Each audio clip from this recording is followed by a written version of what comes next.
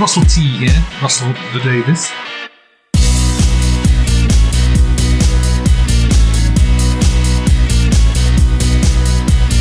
Russell T Davies, Russell T Davies, Russell T Davies, Russell T Davies, Russell T Davies, Russell T Davies. Years and years and years, yeah. It's Rusty's brand new show. Is it keto? Clear away those fears, yeah. It's Rusty Davies, count the miles down the road. Years and years and years, yeah. Let's watch a brand new show. His chimney blows. Clear away those fears, yeah. Let's watch a new show, cause Doctor Who sucks. Who cares about years and years? Episode 2, 2024 to 2025. 2 episodes now. The series is really starting to take shape. We're seeing both episodes have had a montage of societal dissent. Both episodes have had Viv Rook filtered only through the Lyons family points of view. Now that we're 2 episodes in, how are you all finding the series? I'm loving it. It's just, the second episode, it really hit its stride for me. I had reservations with the first one, but the second one, I was just completely into it. I loved how focused it was on just, getting to know the family, and I loved the little touches of, encroaching British fascism there, and the way that was expressed. I think it's really playing to r.t.d strengths for this episode. I agree with you that there were a lot of strengths in the episode, but personally, I didn't like it quite as much as the first episode.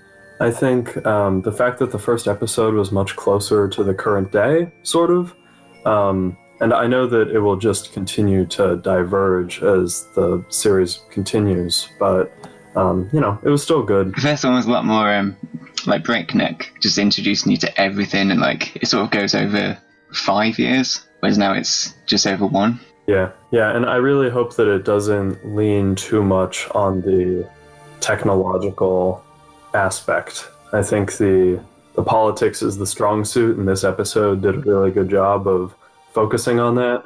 But there was still some stuff like the handset that was just, it's Black Mirror. The handset was interesting. I remember, I think 2 years ago, there was a bloke in Sydney who got, those, are they Oyster cards in the UK? Like train cards where you tap on, there's a little chip that's like a train ticket. Well, he got his Australian one and he cut the chip out and he had it, he made a wound in his hand and he implanted it inside his hand and then had his skin heal over it for convenience's sake. And then when the train network found out, they deactivated his chip because they said, it breaks, some law, you can't biologically do blah, blah, blah. And he took him to court. I don't know if he succeeded in the end, but he was really pushing this transhumanist rights thing. I have the right to cut open my hand and put technology in there. So I thought it was interesting. Bethany's stuff I thought was still grounded in technology that's kind of at the fringes now, but I'm fascinated how that's going to continue to go. Yeah. I was wondering, what is Russell T Davies saying about it? Because in this one I've got a better idea of how he's positioning it, because you've got Viv sort of starting this moral panic about the internet and introducing laws against it and things. So I'm guessing she's going to be infringing on transhumanists, I guess. Well, thankfully they dropped the transgender angle, and I'm very glad we won't see Viv pursuing anything in that regard. But yeah, that was really interesting, her thing about the blink, where she brings it out and she's being all negative about it, and then she flips it into being really positive about them, and then she's blasting porn on the screens and everything. That was a very fascinating scene. Don't blink.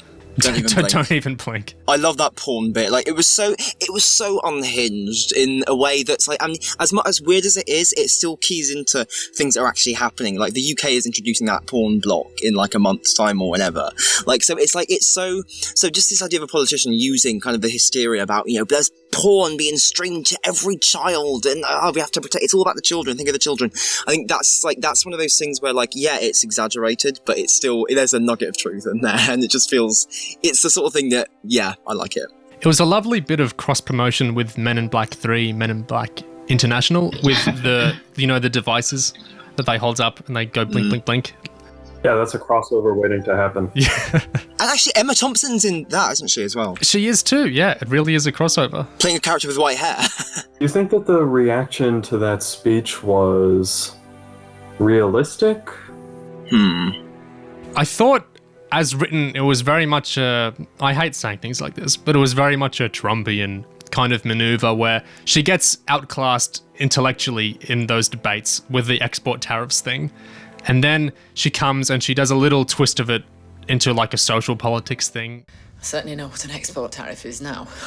Although, I can't help noticing that a woman is not allowed one mistake. Oh, don't do that. And then she starts just ranting and babbling on in this very tonal whiplash way where she starts off negative about the blinks and then positive about the blinks. And then it's all a very domestic, like, oh, in common sense that we should not have porn in the kids' rooms. Think of the 6-year-old girls breaking the rules that everyone else is adhering to with the pointless, you can't show stuff on the screen thing.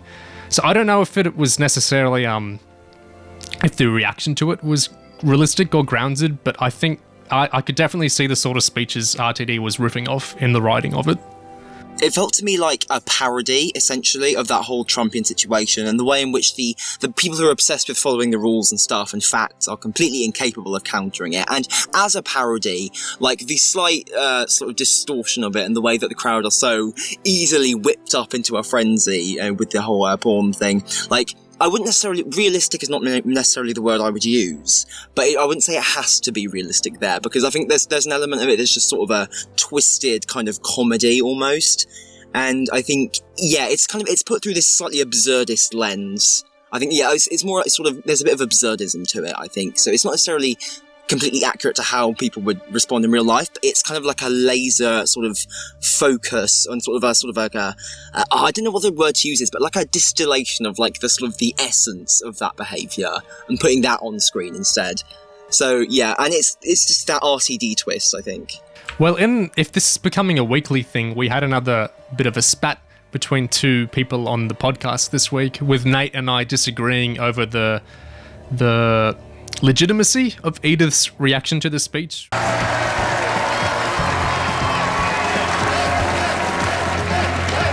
thought you hated her. Tear the world down. And so we're both not agreeing on whether that was like a genuine reaction, like she was come around to it, as I think Nate's saying, or an ironic, sardonic kind of faux reaction like I was more leaning towards. Nate, do you want to say any more on that? Yeah, I think that just watching her reaction or her interactions with Rosie throughout the episode, with them, sleeping in the same bed, and they're obviously very close. And I think the fact that Rosie is so, even if she isn't explicitly on board, I mean, she's obviously on Team Viv. And I think that, yeah, Neil, I definitely see what you're saying about Edith's reaction not being sincere after the speech, but I do think that we're going to see her come around to Viv, if that makes sense. I guess it's kind of the accelerationist thing, which I'm interested r.t.d.'s take on that. Like, if Edith might well be going into it with that kind of point of view. I have no idea r.t.d.'s take on that kind of thing. I guess that'll play a part. Did either of you guys, Dilbert and Ingiga, have much of a take on Edith's reaction there? She seems to have become more like fatalistic. I think maybe she's projecting her own sort of mortality because of the radiation. She's projecting that onto the world. So maybe she genuinely does just appreciate like its chaotic figure. Like she just doesn't, because she was like a conscientious sort of globalist.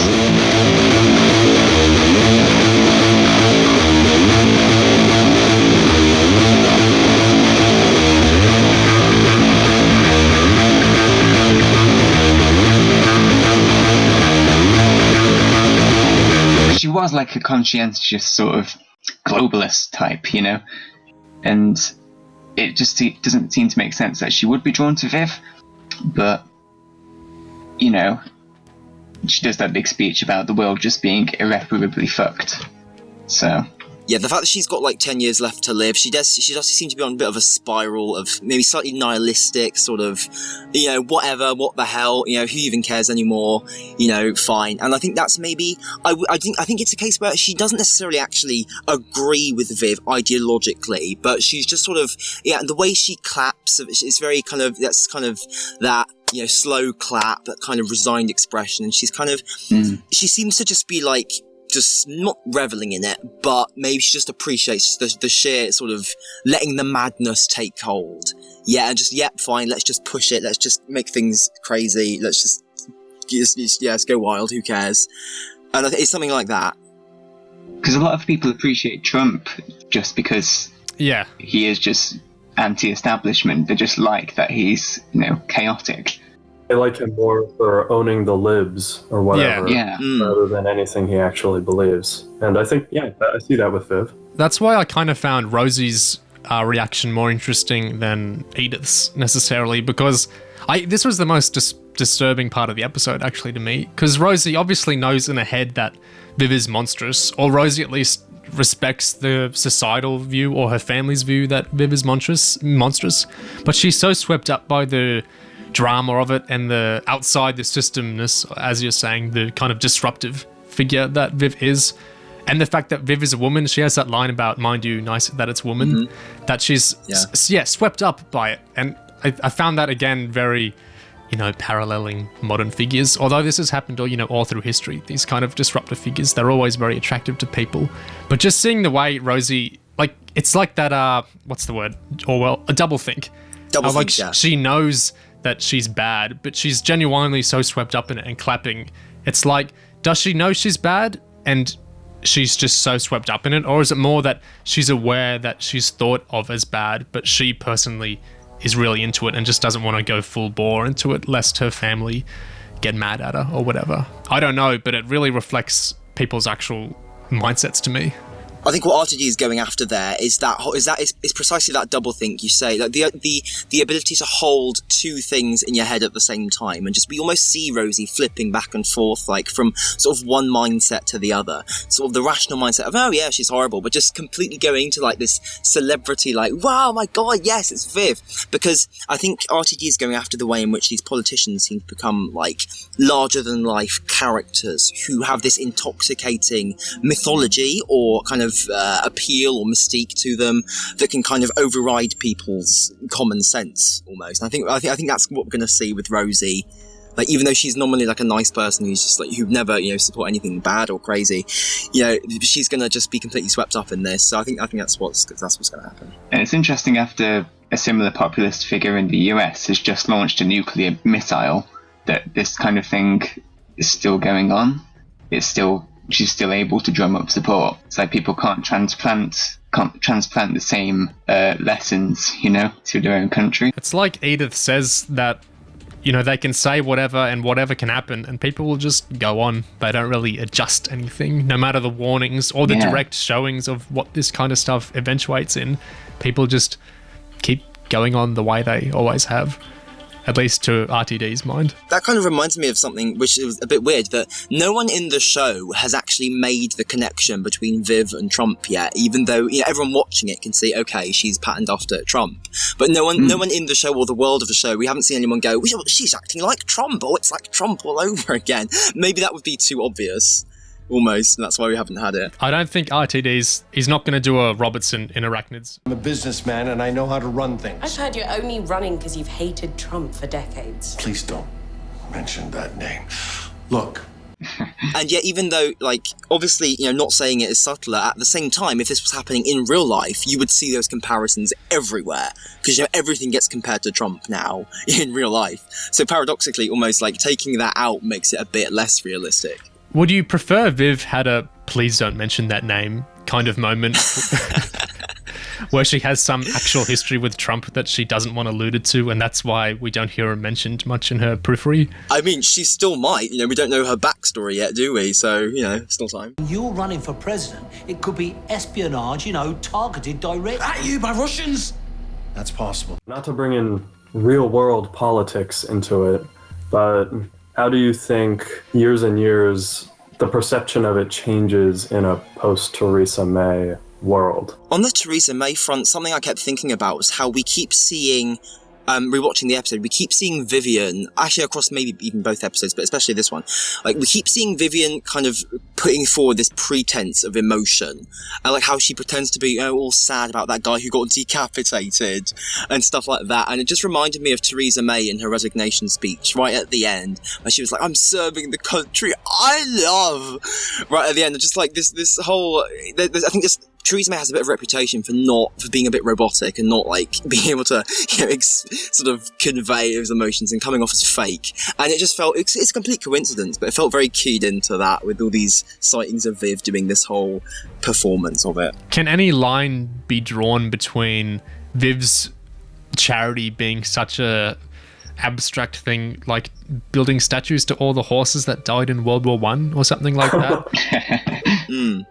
I see, with the horse thing that Viv said, I wasn't sure if she was being ironic or not. That confused me. I was like, is she serious? Like, I don't know, it seemed almost like a parody again. Obviously, it's a sign that she was pandering to Britain's future very popular animal rights party, like we're slowly seeing in the rest of Europe. So I don't know. There's lots of ways you could take that. The Horse Girl Party. Honestly, it must be great for r.t.d, having this air now, as stuff like Theresa May resigning is happening. I don't want to make it sound futuristic in the sense that there's no flying cars, there's no teleporting, there's no spaceships and stuff like that. It's tomorrow, really. It's a little version of tomorrow. I think some of these things that I can't remember whether I've invented some things or picked them up from the pages of the New Scientist. I've probably stolen them. Like, it's almost like, do you remember the first episode? They inserted headlines from the day of transmission into the first episode. Now it's almost like that's happening by itself. They don't need to keep doing that. Like, crazy stuff's going to keep happening throughout the remaining 4 weeks of this program. That's going to be super interesting. It's very hooked into the present day. It's like editing a shot of put like a milkshake, just like hitting someone's lapel. Quick reshoots. Just get like a stand-in for Emma Thompson. Between now and the next episode, we're going to see obviously the European Union primaries, or the parliamentary elections, and the results of those coming out. And I think that the parallels there will be interesting to look at between, Viv, just herself, looking at her, kind of reminds me of Le Pen in France, who's kind of a similar, although, far right, a similar populist figure. And obviously the 4-star movement, I think, was meant to parallel the 5-star movement in Italy, which is also set to take a lot of seats, and they might be making an alliance with Brexit. I don't know. I might be dating the podcast by saying that. The last thing I wanted to do, believe me, was do a Brexit drama. Good Lord. We all want to switch that off. I want to murder everyone, but which would be a good drama in itself, me murdering everyone. If we're talking political relevancy, and I'm particularly interested in Nate, the Americans' point of view on this, the thing with... So Trump served out his 2 terms, and then not only was Pence the next president, brought on, the newscast to say, by sanctions against America, swinging America more to the right, but Trump is still considered the puppet master behind Pence. President Pence has defied the United Nations. But we're making it worse. The more we impose sanctions, the more America swings to the right. Pence, just a puppet. Trump is still in charge. What did you think of that? Yeah, I thought that was certainly remarkable. I can't imagine that happening in the real world. I know that r.t.d believes very strongly that Trump will win again in 2020, but of all people, Pence, when I heard that Pence was president, my initial reaction was, oh, Trump has been assassinated, or he died, or he was impeached. But the fact that they're suggesting that Pence was actually elected, that's remarkable. But I think that it makes sense for the story that r.t.d is trying to tell. I think we're going to see more of this, China, Russia, America, global politics looming over the setting. And it just makes sense to have a permanently populist, right-wing, dangerous America, even though I think the exact opposite is probably more likely. The detail that struck me as the weirdest was the whole thing about Trump still in control from behind the scenes. Like, that's never gonna happen. Come on. Like, the moment Trump's out of this office, the Republicans are not gonna care about him anymore. He's not like the dark overlord behind the Republican Party. He's the bumbling, figurehead. Like, I felt it was a very weird detail. He's not in control of anything right now. Yeah. So how could... Yeah. I'd have been more interested if he tried to do the Bush versus Gore election where they just went to the White House, even though the Florida counts were still murky or whatever. If Trump just he just refused to he tried to run for a third term, whether the people obviously said you can't do that or not. I would have found that an interesting direction to take, but perhaps that's not realistic enough. I think I saw a headline lately that some Republican senator, I guess, was suggesting that since Trump's first few years of office had been bogged down by all these investigations, we need to give him an extra 2 years so that he can it's too early to judge the Trump administration. It's not even half over. It's interesting how confident R.t.d. is with making predictions for the US, whereas, I don't think he's mentioned Brexit in this much. There was that little reference, wasn't there? I think Rory Kinnear's character, Stephen, he says, well, we're certainly not European, are we? He has that whole speech about how Britain is basically America now, and there's an unspoken reference to Brexit in there. It's implicit, I felt, but there hasn't been an outright reference. Theresa May's Brexit negotiator is going to Brussels for talks on the document that sets out the UK's future relations with the EU. And have they referenced the Prime Minister in the future? Do we even know who it's meant to be? We still don't know about that. Yeah, I think we brought it up last week, I think. There was a general election in the first episode, but they weren't clear about the outcome of it. And we talked about how it's kind of how R.t.d. is avoiding getting specific with that for risk of, I don't know, there's all kinds of risks and kind of taboos and touchy subjects because obviously politics in Britain is so unstable. But speaking of connections to current British politics, this is a stupid observation. This is a bit Tom Tit-esque. But in the debate with Viv near the end, did you notice that the Labour guy, am I the only person who was slightly reminded of Jeremy Corbyn by the guy they cast for that with the beard and that? Yeah, that was interesting. I'm sure that's what they're going for. I thought it was interesting that Labour was the very close second to Viv. I think that's something that might date the show going forward, just because of, there's already all kinds of third parties that are popping up into more and more prominent roles in British politics, and I wouldn't be surprised if that continued into the future. So I think doesn't the BBC have some kind of rule against directly stating anything about politics or British politics, at least in their fiction? I thought I heard that somewhere. They need to be balanced or something. But I'm not sure it goes as far as you can't talk about political parties in fiction or something like that. I know there's stuff about when there's when there's an election going on, there are certain rules about giving coverage to different parties and stuff. I'm not sure if but obviously it is still the BBC, and there are going to be certain pressures on it. You can't.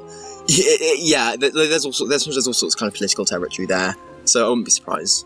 I think someone on Reddit cited that policy as the reason why Chibnall. It's the only reason why Chibnall didn't do a Brexit episode in season 11. Well, didn't Gatiss consider Empress of Mars being a Brexit episode to reflect, the 70s episode that was about the European Union? I feel like that was something swirling around. Yeah. Yeah, bringing back Alpha Centauri. Well, I guess he did that, but he didn't. That episode wasn't about anything. That wasn't about Brexit. That was about Gatiss having a good time in his last inning. Yeah. Another political thing I thought was interesting was when Edith's on the news, emanating radioactivity. Rory Kinnear's character, he yells out something at the screen because he really disagrees with an implication she's making or something. What was it? Do you remember the line I'm talking about? Yeah, it was when she's talking about how something about the American. She says Edith says that Trump has turned not Trump, but it's turned a trade war into an actual war, and Stephen is like, oh, she doesn't know anything, she's an idiot, and they all start dragging her for some reason. I guess maybe it's because she's oversimplifying it by saying that. I thought that whole he's made a trade war into an actual war. That's maybe erasing some nuances there. In fact, when I heard that line, I thought, gosh, R.t.d, that's a bit simplified. But then, obviously, the other characters immediately express that sentiment themselves. So there you go. Isn't there something in America how for the last few decades wars haven't actually been wars to get around some loophole or something? They're categorized as something different. Nate, do you know what I'm talking about, or if I'm correct at all? Oh, I'm familiar. There's all kinds of, the last officially declared war the US was in Korea. I'm probably completely wrong. This isn't something that I'm super well versed in. But yeah, because I think the president actually needs an act of Congress to declare war, but the president is also in charge of the military, so he can also just kind of send them places. So again, probably grossly wrong, but that's my general understanding. So in that light, I think it's funny that r.t.d. keeps having his characters say something that is either awkward or a little too on the nose or oversimplified, and then having other characters kind of call them out on it. Like all the long speeches that someone goes on about how terrible the present is, and then it cuts to everyone else's faces just awkwardly like, okay. But, you know, it's like almost acknowledging that the writing is kind of awkward in those places, but it's good. Obviously, the speech in episode 1 and also I think in this episode from Edith was iconic for the show. I think that skepticism from other characters really helps it from feeling something like, do any of you remember the show The Newsroom by Aaron Sorkin on HBO years ago, where characters would give these super lofty speeches and people's eyes would gleam with, you know, adulation and wow, they're really getting it right. Although that show's gimmick was it was set years in the past with journalists figuring out things before they happened to like show up real journalists for not having omniscient, you know, Bran-esque visions. But anyway, yeah, I think the skepticism keeps things from feeling too on the nose. This isn't about politics. So moving from politics to religion, what do you think of Victor's Orthodox parents ratting him out, and then the Christian Gran Muriel saying he is beautiful in the eyes of Christ, and then showing a very Christian sort of mercy to him? And remember, r.t.d. is very much he does not watch the Christmas specials. He's very much an atheist. You're beautiful in the eyes of Christ and in the eyes of myself. Is that clear? Have you got that? Yes. What were your thoughts on that kind of thing? The religion stuff in the episode? That was a lovely scene. Like, that was, you know, just fantastic. I think it establishes Muriel as finally a sympathetic mother figure from r.t.d. And that was... I think it was interesting. I think it's very on brand for r.t.d. because as much as we joke about him being the super atheist writer, like he's very sympathetic to the idea of religion as a source of compassion and like a way that's something that can bring people together. You know, just look at Gridlock, obviously. So that was a really lovely scene. I think it's going to be interesting to see how that religion aspect plays into the increasingly apocalyptic direction of the series. It's funny, for all the religious Daleks and things, I've always felt r.t.d. and Moffat are quite respectful. Like Gridlock, I was still a Catholic when I watched Gridlock, and I found it perfectly respectful. And then the actual Catholic Church in Extremis is treated very kindly. In fact, as Elizabeth Sandifer said in her post yesterday, which I guess would be out publicly now, it perhaps treats the church too fairly. So I've always felt our atheist showrunners, I have no idea what Chibnall is, I have absolutely no idea, but r.t.d. and Moffat, very even-handed approaches to religion, certainly in this and in Doctor Who. I think if Chibnall had to fill in what his religion is on a survey, he'd just tick every box. He'd just make everyone feel included. I think he would spell out hope in the little bubbles. No. covers his bases.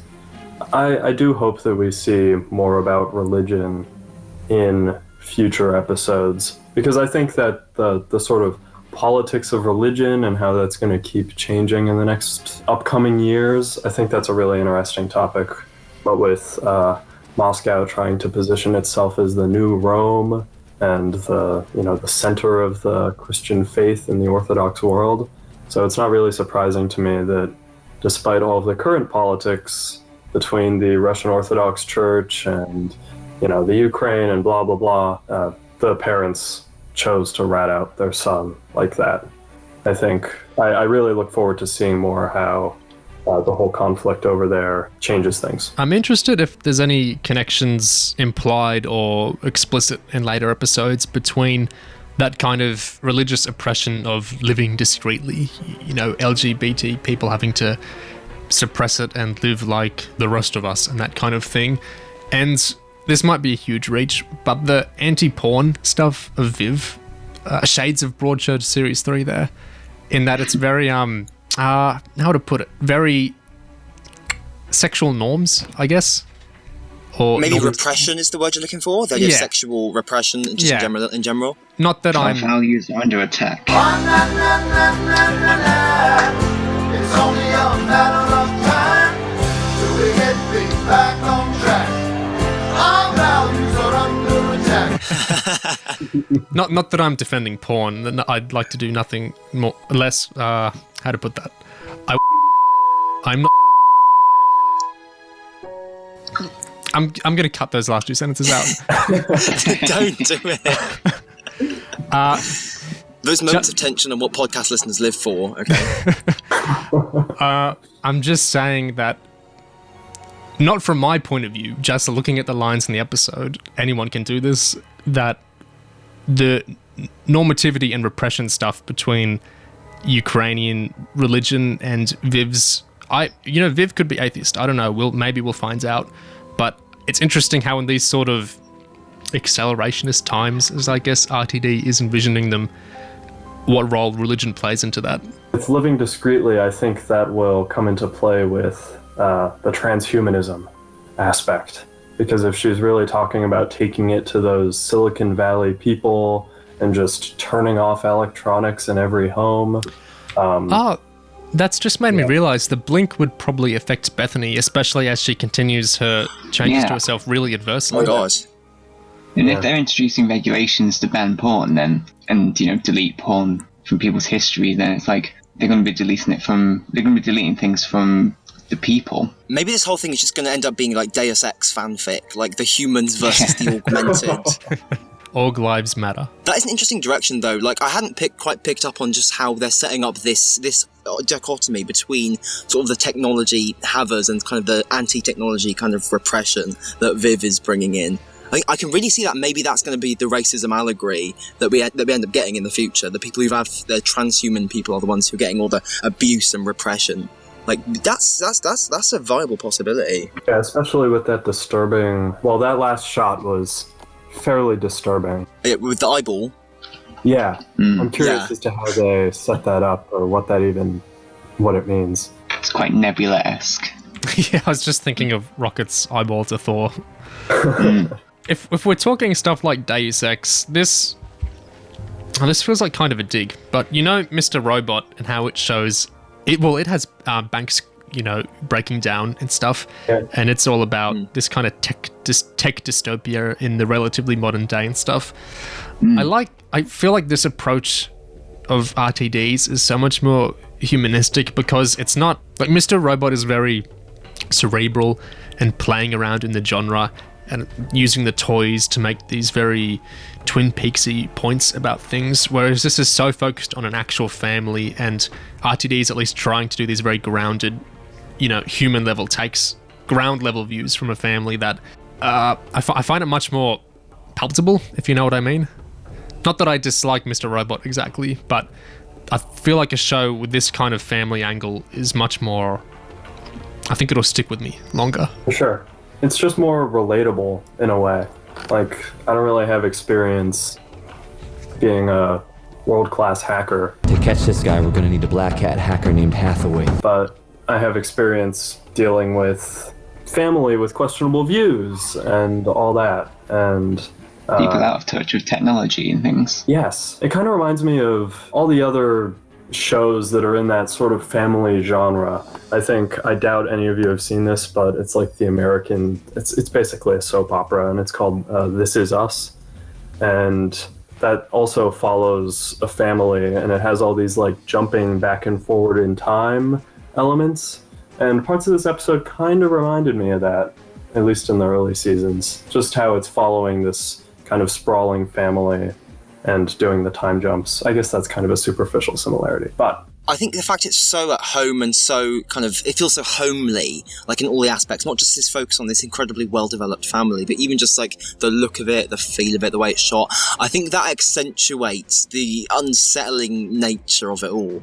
Like, and they're really good at just making very small things feel sort of horrific. Like, I mean, we talked about the hand earlier on in this, and Bethany's hand, and when she shows it to the camera, and you just see those little veins, kind of those wires underneath her skin, like that's so small and maybe not subtle, but like it's such a small detail, and it's so viscerally uncomfortable. I think they've really latched into how to make things feel just an incredibly unpleasant depiction of the future. Like, it feels so wrong on so many like ways. I think they've got that very right, I think. The whole central idea of, well, it's the titular thing, years and years, I think really plays into the family stuff well, because there's so many things, especially with family members you don't see often, or if you're like Edith and you're away for your family a long time, that the passage of time really reveals. Like, the effortless, it didn't really call attention to itself, but the way Russell Tovey's character just had a new boyfriend in the next like family meeting, that felt very natural to me. And things like the reconciliation of Gran and Celeste, that was very much, if you're just going and you're seeing like every Christmas or winter feast with a family, you notice patterns much easier than in the day-to-day. So I think the whole years and years approach is a really good and interesting way to kind of show the rhythms of family relationships. Family's always there. You can leap on a year and you discover whether someone's got divorced or whether someone's marriage is in, or whether they got promoted or whether they're lonely or whatever. You discover their problems as the episode goes on, but it's part of the joy of watching it that you feel time moving, I think. Even stuff like the awkward ex meeting between Russell Tovey and the school teacher who believes in the flat earth. All very stuff where if you're doing this elongated passage of time, it shows really interestingly. Well, I love that scene in the car between Daniel and his now ex-husband, and how like they were still sort of kind of completing each other's sentences a bit, and you could still see how they still kind of maybe miss each other a bit, but that relationship has been so destroyed. Like, r.t.d is just incredibly good at getting those little details right. And just making it, I just thought it was incredibly well written. And actually, I loved that whole subplot, actually, with the ex-husband, just getting that dig in, snitching to the state about Victor working at the shop. Like, I thought there was just, that really stood out as, like, the through line of the episode for me. I thought that whole subplot. Oh, is that what that was? I was just going to ask, what was up with him taking the picture? That was because, he had a job. Yeah. Oh, that's what he that snitched is. into the Home Office, mate. That's how they knew. That's how they knew that he was breaking the terms and sort of doing that job, because the guy showed them the photos. There's a similar thing in Queer as Folk. Is there? I've not seen it, actually. Seen it? Well, I mean, it's not really a spoiler, I guess. But there's just a bit where a guy like snitches this guy who's living there illegally. They have like a marriage of convenience, and he gets snitched into the Home Office. Ah, interesting. So there's a parallel in r.t.d's career there. The Doctor Who equivalent is what certain people, certainly not me, were trying to do with Pete McTighe, saying certain negative things about former showrunners. When a certain negative Twitter campaign arose out of those anti-Moffat statements, it's all this vindictive approach to casting out the not we. I can't believe we haven't talked about the banks yet. What was your thoughts on that whole run on the bank scene? Well, that policeman not bashing the door of the bank saying, "Where's my money?" That's certainly the most political image in Doctor Who. Yeah, he switched sides. Just that complete breakdown, I liked how the run on the bank used the same music as when the nuke got announced in episode 1. Well, that's going to be a theme now. Whenever something big and apocalyptic happens, we're going to have that drum beat music playing. I assume the end of the first 5 episodes, at least, will all have a moment like that where society descends and Marigold, roars out his music and all the characters are very upset. I guess the whole financial collapse was kind of set up by all the mentions of financial sanctions, but I didn't see it coming. Kind of felt out of nowhere, but I love how they used it not just to portray something terrible happening, but also to set up the inevitable family drama that will come out of those 4 moving in with the grandmother. I'm convinced that the show is going to end with a real appeal to that, pre-nuclear family. This is still how a lot of countries are, but that multi-generational way of living in the one house and the whole family unit really being much more close. I think the series will end very much in that retreat, maybe move forward is probably how r.t.d will frame it, but going to that kind of multi-generational living that people used to live and portraying it as a good thing. Even the way Edith describes people in the future living on plateaus and farming corn and listening to Elvis, she was saying it very negatively, but when the family all moved to their grands, I'm pretty sure the series is going to end with r.t.d doing a positive spin on dancing naked around fires and things. Yeah. Kind of like, have you seen The World's End, the third Cornetto movie? Yeah. How at the end of that, post the apocalypse, the characters are all kind of like that, essentially more happy with the return to simplicity. I think there's issues in that kind of worldview, and it can only come from a certain type of person in a certain type of place. But I think that's might well be how the series will end. Well, they do have that greenhouse already set up, so... Yeah, the greenhouse, actually. Victor points out that it's unsafe, and something fell on someone's head in there once. I'm just wondering, are they leading to some sort of situation where the house is actually... it falls apart on top of them, or something? And there was even that line where Rosie says, "Oh, you'll die in this house." Like, is that foreshadowing? Is someone actually going to die in this house? Interesting. Who will it be? I think that if there's one person who wouldn't be able to be accommodated in that kind of return to simplicity future, it would have to be the transhumanist daughter. She might become the new senior. Oh, that's a possibility. I feel like someone's gonna die meaningfully, but I still feel like maybe another character might die stupidly. I just feel like r.t.d. couldn't write a series going over decades like this without getting in that very real and true experience of someone just having a meaningless death. Like, I feel like at least one character is going to die in just some incredibly random way. I don't know who it's going to be. I don't know. I might be wrong, but I'm keeping my eyes open for that. I don't think Victor's going to die, because I don't think r.t.d.'s the type to do that to that character. But he's certainly in the worst straits now. During the montage, wasn't there a clip of a funeral? Was that a funeral? I thought the next time trailer. Next episode. And I was horrified, but then she was in the next clip. So, what was that? If we're talking the next time, something I found really odd with it previously on was it had Rosie saying, "You have sex with your robot." But why was that relevant to this episode? Yeah, why did they include that? Maybe just to remind us that happened, so you can't forget, in case you were trying to forget about it. I hope that is in the previously on for every episode. You have sex with your robot? Well, that brings to mind Doctor Who as well, although the Davison era in that case. Well, 11 invented himself a boyfriend, so, it implies to New Who as well. Name of the Shalka, obviously. Yeah, of course. Romance between the Doctor and Robo Master. Indeed. You've also got River kissing a robot 11 in Wedding of River Song. So there's a bit of a running theme of people having sex with robots. Speaking of robots, what did you think of Bethany's creepy talk to Edith when she worked out she actually only had a decade left to live, and Edith was very out of it, even as she did the, shush sign, don't tell anyone else? I found Bethany's was quite off-putting in that scene. I really like her performance. Yeah, I wonder if Edith will become transhuman, sort of save herself, but maybe it'll go wrong. Yeah, come to think of it, isn't it supposed to end in 2030 something? That's 10 years. 2034, yeah. Yeah, that's exactly 10 years after. Yeah, so it will end with Edith possibly dying or transcending.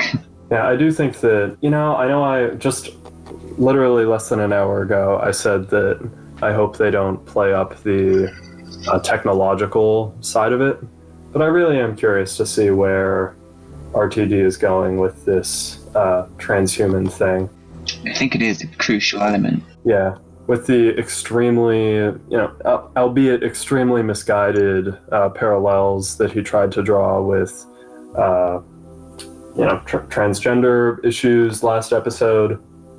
I wonder how that's going to continue to play out. Something else I thought was interesting this episode was I found myself much more endeared to Celeste, the General, whereas I found her bristly and off-putting in the first episode. I don't know if it was just because she got a bad hand in this one between her husband being an idiot with the money and her daughter not really listening to her and just showing off her handset to her, but I found her much more likable. And I don't think it was just the reconciliation with Gran, it was just something about her. I really like that character now, whereas I really didn't before. Her daughter's sort of made her kind of obsolete, like her job is literally obsolete. And whereas in the first one she was like lecturing her daughter on, staying in the real world, but it's actually turned out that her daughter's come off better. Please don't make me redundant. Don't make me redundant. Please. Please don't make me redundant. I wonder if in that future it's still a bannable offense on Twitter to tell journalists to learn to code. I wonder if, because that's kind of what that reminded me of, the whole, oh, well, it's it's too late for me to learn something new. I'm an accountant. It's too late to get chocolate anymore as well, or go to the North Pole, or see butterflies. I like those details, like all the sort of big scary things. Something really big and scary to me was you can't work from home anymore. You have to go back to office-style, cubicle farms. I thought that was odd because, it costs money to rent buildings for workers. One of the benefits of letting your workers work from home is that you don't have to do that. But it certainly felt dystopic to me to not be able to work from home anymore. Yeah, for sure. That kind of like trapping consumerist, capitalist future.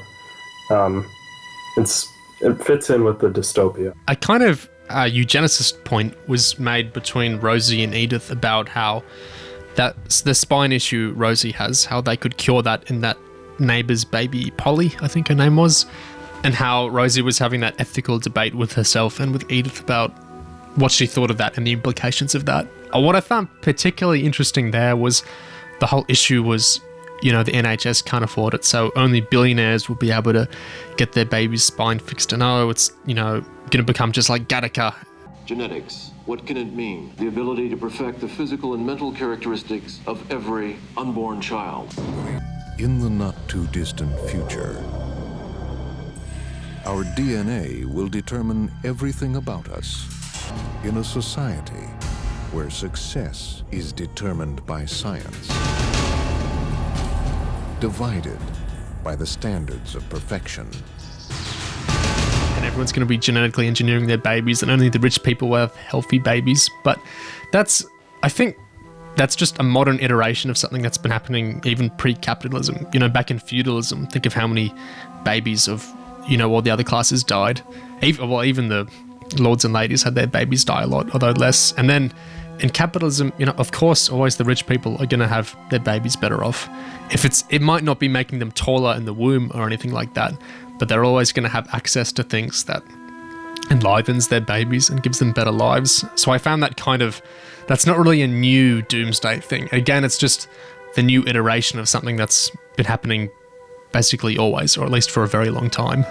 See, what I found weird about that scene was that it kind of ended on it kind of didn't go anywhere, because it had Edith making that quip about how, okay, so you're worried about someone you don't like buying something you don't want. He's like, oh, I guess so, I guess not, or whatever. And it was like, I thought it was a bit weird that Edith, of all people, was so blasé about sort of the injustice of that, considering she's supposed to be this whole social activist and stuff. Surely, billionaires, creating this incredibly unequal future is something that, she would at least, okay, maybe she's on her whole nihilistic spiral, but I would have figured that she'd at least sort of care about that, but it came off a bit like she didn't, really, which was a bit interesting take. We don't really know it that well, so it's hard to know what is just this newfound fatalism that she's been given after becoming irradiated, and what is just sort of her sort of weird wayward views. I'm really curious with her character as a whole. I think that leaving her out of episode 1, was a very deliberate choice so that we could see the explosion through the point of view of one of the main characters. But based on last episode, I wasn't expecting her to join the sort of main cast. But despite that, I feel like we got a really good sense for her character, probably better than we have for instance, Celeste, over the course of this episode. We're sort of orbiting characters and stuff, and I thought I liked how in this episode we kind of that bit at the end after Stephen has lost all that money, and we had that bit of Rosie sort of almost laughing in his face and telling him that you deserved this, to be honest. That was really interesting. It was interesting to see one of the family members kind of get a bit almost clowned on a bit, despite having suffered this huge loss, and kind of having them seeing someone who's in that position of privilege who then loses everything, and rather than that being one of the villains, it's one of our family members, who we love, part of one of the main characters. It's an interesting choice how you've got people in different positions on the ladder, so to speak. Also, this is a stupid observation, Tom Tier-esque again, but I noticed the family surname is Lyons, and is that a meaningful name? Similarly to Villainous Crook from last week, maybe they're the lions because they don't back down. They have lion hearts or something like that. At the start. Yeah, I thought it was a Thronesian thing in how Rory Kinnear's character literally can't pay his debts. And who are you?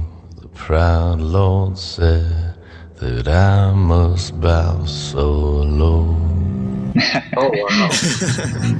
Does it strike you guys like Russell Tovey and his boyfriend? That whole plot line is kind of emerging as like the real sort of center of the show. Almost, I keep getting the sense that Russell Tovey's character is like the almost the main character, because his whole thing, he's now, you know, we're going to this whole, you know, action-packed, globe-trotting plotline of trying to get this guy back from overseas, and the whole plot, and the plot line running through this episode was, you know, how, you know, Victor got, you know, deported and stuff, and that was kind of the real, I thought that formed the spine of the episode almost.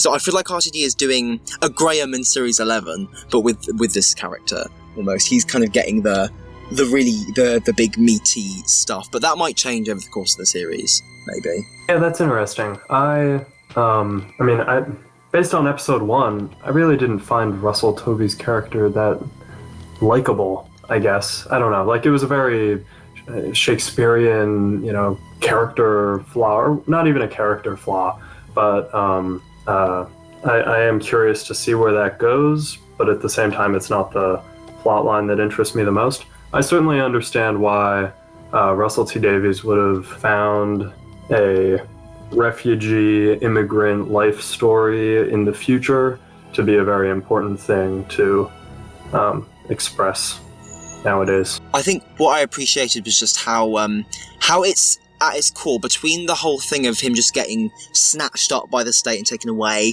and how they can do that because, you know, he was snitched on by, you know, an everyday regular person who just, you know, thought he needed some, you know, punishment. I think what I really like about this is the banality of it, and I feel like it's so nice to have someone writing a drama about just this way in which just the, you know, it feels so sort of normal and it's so sort of boring, but these horrible things just sort of can just operate in this way with that machinery of how you know, a regular person can kind of become a snitch, and how just like the sheer opaqueness of it, of this system, because it just was incredibly relevant. I mean, certainly Theresa May's legacy are these, you know, draconian immigration policies, and it just feels like it's very, I think r.t.d very much has his finger on the pulse, and that's satisfying to me, because, you know, it could be, the show could have been about tons of other stuff, but, you know, I feel it's looking at the right stuff. I thought the episode, you know, with him falling asleep in the waiting room, that whole scene was, I don't know if he explicitly, like, in the dialogue called it out as almost Kafka-esque,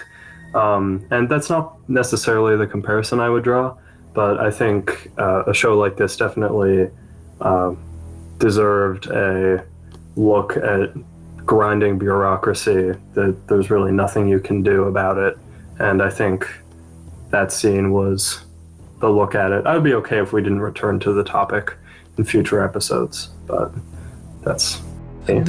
All this talk of grinding bureaucracy and stuff makes me realize, it's funny, all through both episodes of this show, I've never felt compelled once to pull a Bethany and look at my phone or anything like that. I'm always so enthralled by these, and I think for so many shows, especially, well, so many modern shows, I don't feel like that.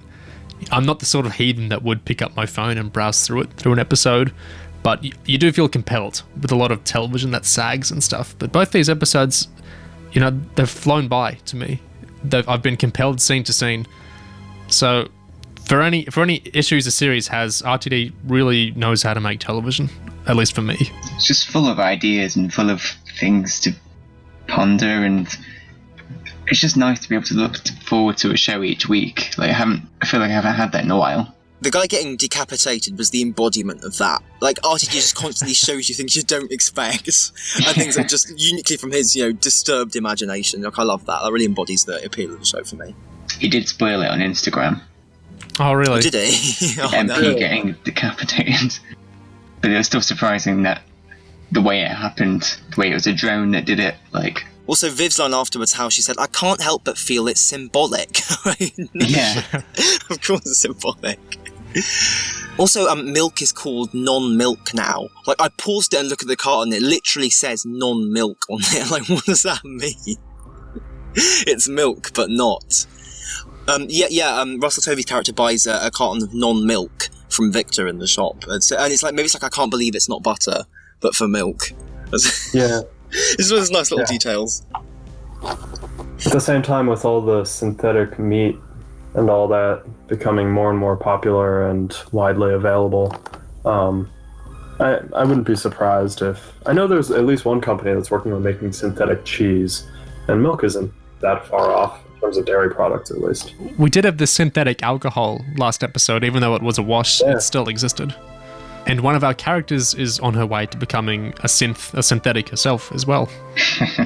Oh, the only other thing I had written down was that I noticed that when the grandma turns off the TV in the middle of Viv's speech, or her accepting victory, that sentence from Viv is completed in the HBO trailer. What I thought about that sentence that got cut off, I thought she says, this is when British politics will blah blah blah, and I thought the next word was going to be change, because it seemed like a fitting, this is when British politics will change or whatever, and that was kind of ironic in light of the whole Change UK, the independent group thing, who have also got their own bus, like Viv. There seems to be a thing in British politics with buses. I mean, if you want to know what's happening, ask a bus driver. You better not be like James Blake the snake.